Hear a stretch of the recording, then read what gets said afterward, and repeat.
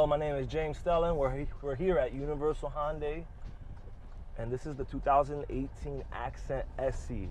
So this is what most people would call the base model. The base model nowadays has a lot of features, so don't think of the base model as the car that's more basic with nothing in it, because that's no longer the case now in 2018, and everybody's putting the latest technology in the cars nowadays. Now, what sets this car apart from the class that it's in is that it's a little bit larger, you have more horsepower, and you have more technology than ever before.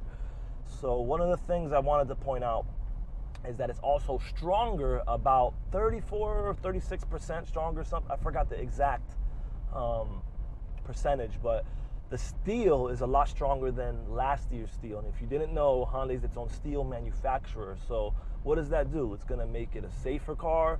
It also helps the chassis be a little bit stronger, so your turning dynamics will be smoother. It's basically gonna be quieter as well.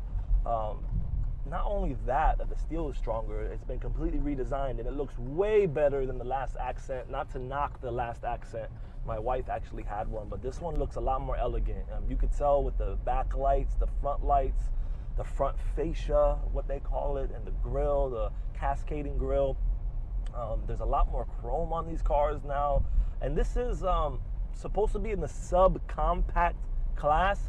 I forget what's the name of the company that rates the sizes of the cars, but they actually put it in the compact class, so not subcompact, meaning it's a little bit bigger than most of the cars in this class, which are going to be like the Honda Fit.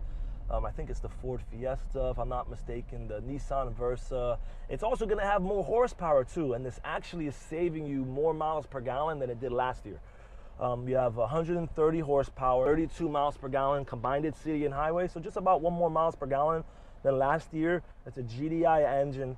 Now, what's very important with this SE model, and there's 3 models to choose from: the SE, the SEL, and the Limited. I did a video on the Limited if you want to check it out as well.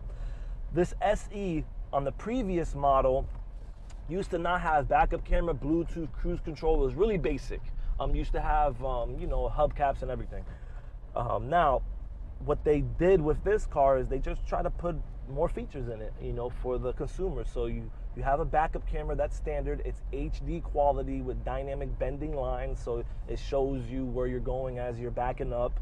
You have Bluetooth and you have cruise control. You have more space in your car. Like I said, stronger steel and better performance. Now, they did update the suspension as well. You got McPherson suspension, and you have twin tube, I forget what it's called exactly, like a gas twin tube compressor or something. It's going to help your suspension overall. So you can do your research on it.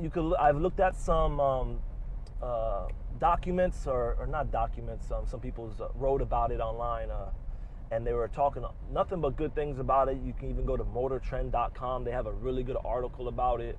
This car is above its class in size. And of course, you're going to have America's best warranty as well. 10 years, 100,000 mile warranty.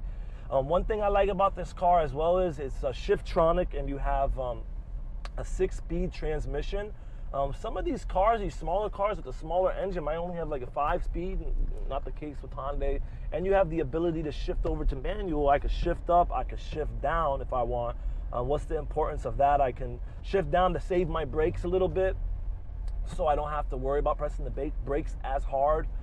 You got polycarbonated headlights, you name it. I mean, for your SE model, the base model, you have features that you normally would never have. So a big upgrade. I'm excited about this car. A lot of people are gonna get it. It's good for me because usually these cars are price pointed lower than the Elantra or the Sonata, of course.